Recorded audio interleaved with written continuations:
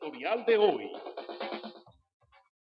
El mensaje a la nación del presidente Enrique Peña Nieto, en el que hizo públicos los nombramientos como titular en la Secretaría de Relaciones Exteriores de Luis Videgaray y de María Cristina García Cepeda en la Secretaría de Cultura,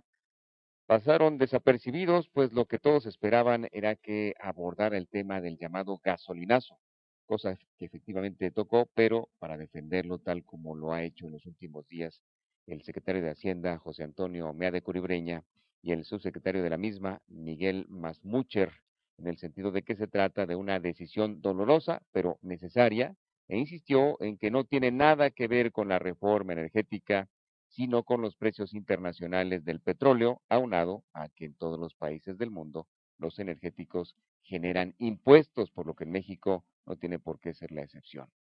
Pero en este sentido me surge la pregunta,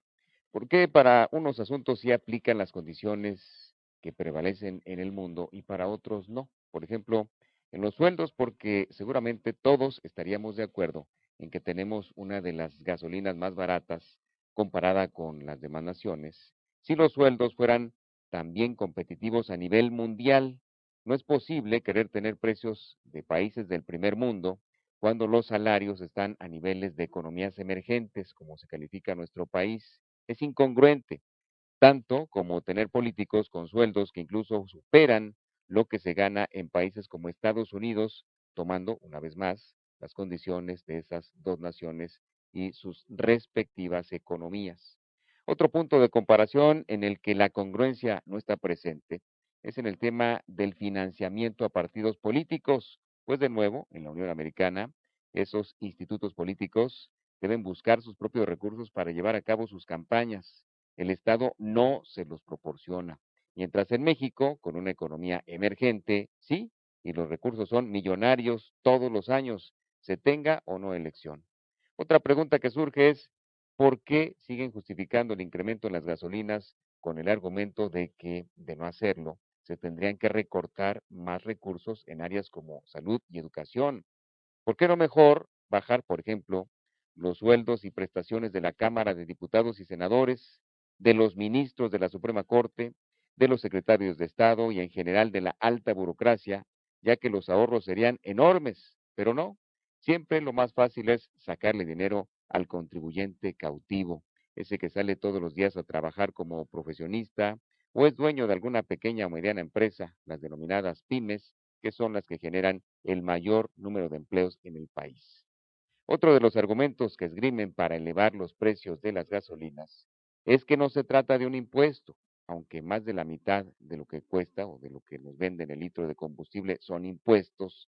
y que, como quien posee un vehículo tiene un mayor poder adquisitivo, el impacto no le llega a la clase humilde, lo cual es completamente falso, pues ya se están anunciando los incrementos en mercancías muy diversas que son de consumo básico para el grueso de la población, además de los incrementos en el transporte público que ya se están anunciando por parte de ese sector de los concesionarios. En fin, la decisión es indefendible y más cuando nos dijeron que con la reforma energética tendríamos gasolinas más baratas, cosa que de ocurrir va a ser dentro de alrededor de 15 años, eso en el mejor de los casos, pero también nadie nos advirtió que mientras esos precios bajos llegaban, tendríamos que pagar una de las gasolinas más caras del mundo, puesto que en estos casos es incorrecto comparar el precio de México con el que se ve en el resto del mundo, ya que un producto o servicio resulta caro cuando la mayoría no dispone del suficiente dinero para comprarlo.